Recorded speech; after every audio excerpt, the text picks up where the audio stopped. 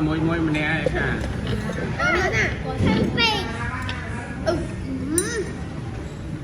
nhắm chân ta pha mà đã cho nãy mà làm món này con mà bọc con mới cái đầu mà lỡ là nó pha tại mà lỡ là ăn thơm mà lỡ con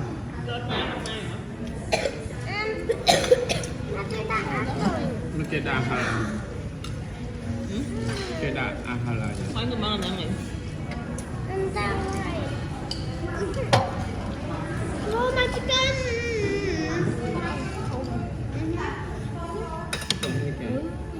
Không này cái lá chanh. Mày You put in my hand, stupid. anh nhắm mà cắt tục này nào thì nhắm bọc con mà là phải anh tôi cho anh ăn thử Mày nung bitru. Mày nung biar kita bitru. Rồi, ông ngọc cái nhăn na từng là nhiều. Hay.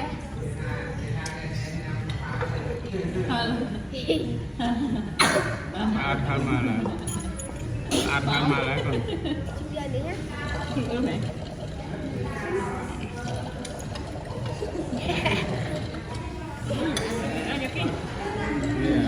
tay mình sẽ đánh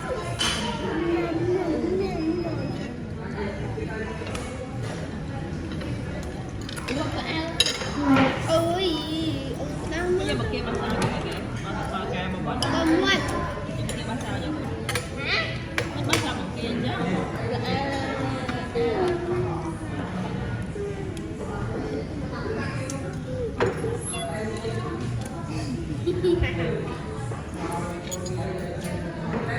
quy nhân rằng cam bánh nhắm này tháo lại nó nhầm ở tháo rồi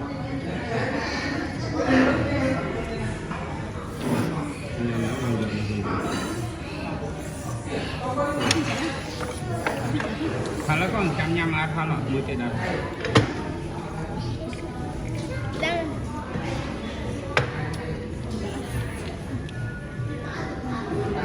quy nhân mới mượn Tại tôi thương á.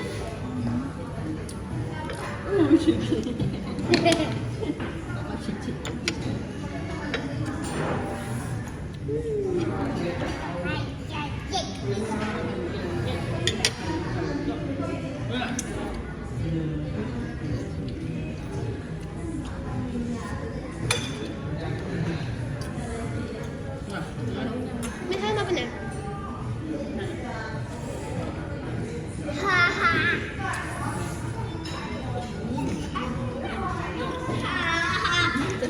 cái này là spicy rồi ha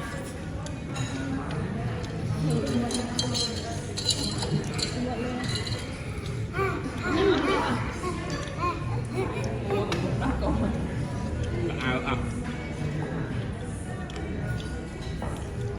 là mình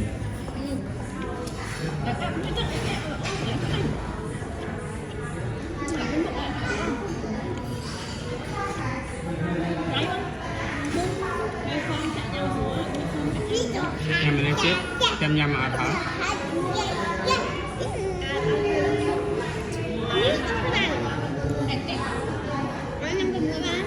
nhầm đồng mũi bà nhầm anh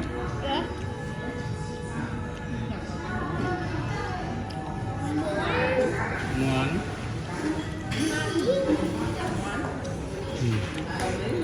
trăm cái đó chút sao nó còn ban nữa 152 em tiền liền rồi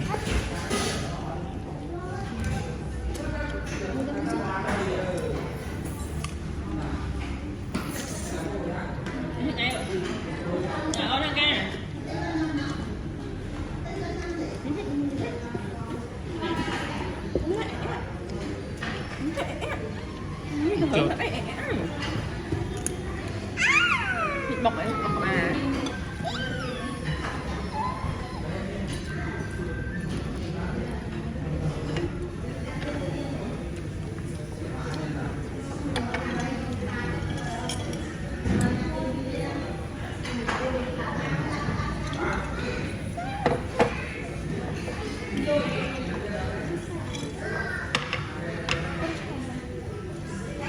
Ini bác. Mùi cái như mùi nha, tôi đây qua mùi cái cam mùi. Qua cho nhà mình ăn. Khơi nhâm cho mình. À đây. Nhâm.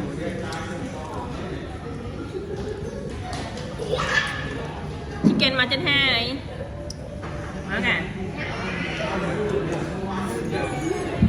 sụp bút đó Ở đây 2 viên tỏi. quanh nha mẹ Chăm giờ đi. Đi cùng ra. đây vừa được hả Trong cái bên trong đúng không Chụp mày hôm qua chém nhắm cho mày nhớ chứ tay nhắm á nhắm gì nè hôm qua chém nhắm á nhắm À, chắc anh sẽ cái cái này mới sang nó sủi vậy nữa tay nhắm á còn nhắm pi nhắm tập pi ai mà mi nhắm môi ai thì mi môi rồi ai mà mi môi rồi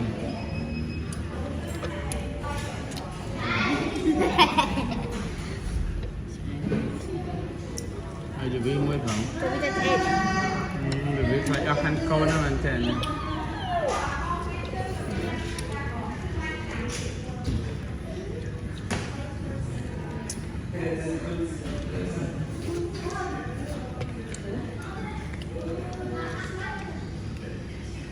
nhận được cái không store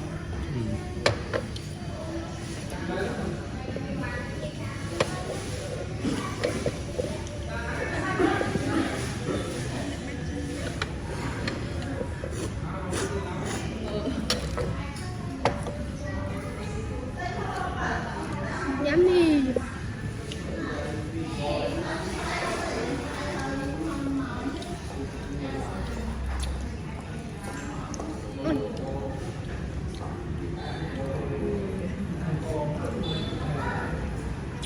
ai xử lý một cái đó là ai con một cái ai con nhầm một trái đó Lên đây bên ai rồi. Ai mà nó nè. Còn mình nó nổ. Đấy.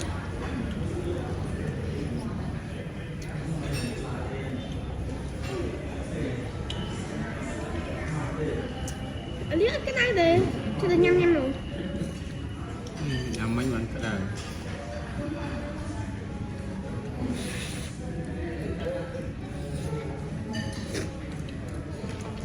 mình cái đài này cái đầu hết rồi cái đầu này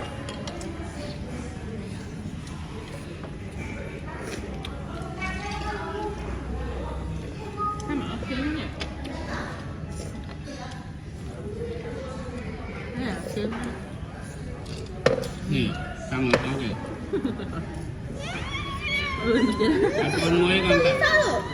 ta ai con mới phá xong mà nhầm phá tình nhau ta nhầm á nhầm môi ta phá tình nhau con nhầm ta ai con nó bị sẹt này nè con nhầm chơi nó bị chán nó nhầm phá tình nhau thế ta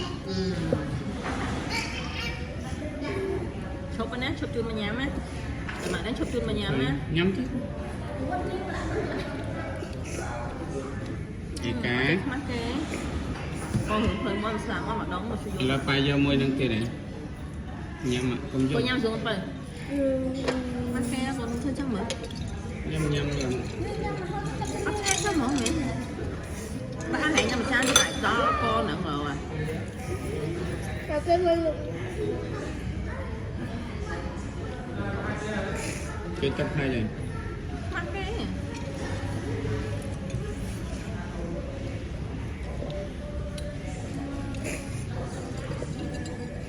xử lý ngày nhát xử lý còn bao nhiêu cái bịch trên đi mổ nhắm áo con ngày nhát nào mà nè đặng xôm cho xôm nhắm nè